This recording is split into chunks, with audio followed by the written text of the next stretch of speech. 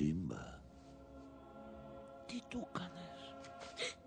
Ήρθε το κοπάδι και για να σώσει εμένα ήταν ατυχία. Δεν ήθελα εγώ να το πάθει.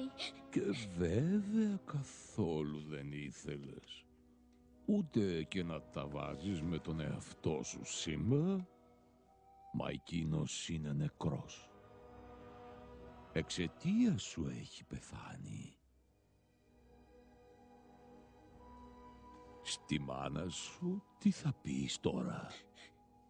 Τι θα απογίνω? Σκάστο, Σύμπα. Τρέχα. Χάσου τώρα και μην ξαναγυρίσεις ποτέ.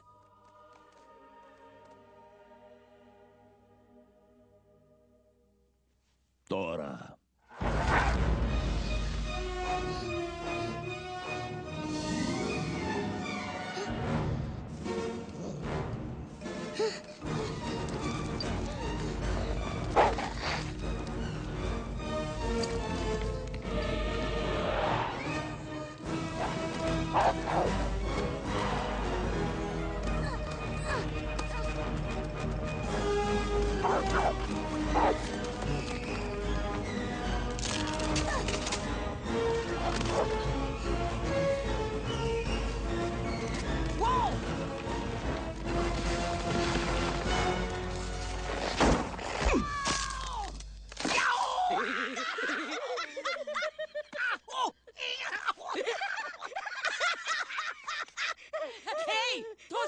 Το σκάσε!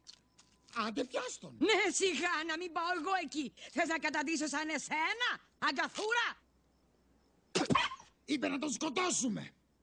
Θα πεθάνει στην έρημο ούτως ή άλλως. Κι αν γυρίσει πίσω τον σκοτώνουμε. Ναι! Ακούς καλέ! Αν γυρίσεις πίσω θα σε σκοτώσουμε!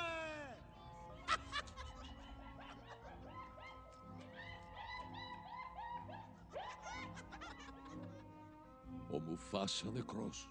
Φοβερή τραγωδία. Αλλά και ο Σύμπα που δεν πρόλαβε να ζήσει. Για μένα είναι μια τραγική προσωπική απώλεια. Και έτσι με βαριά καρδιά θα αναλάβω το θρόνο.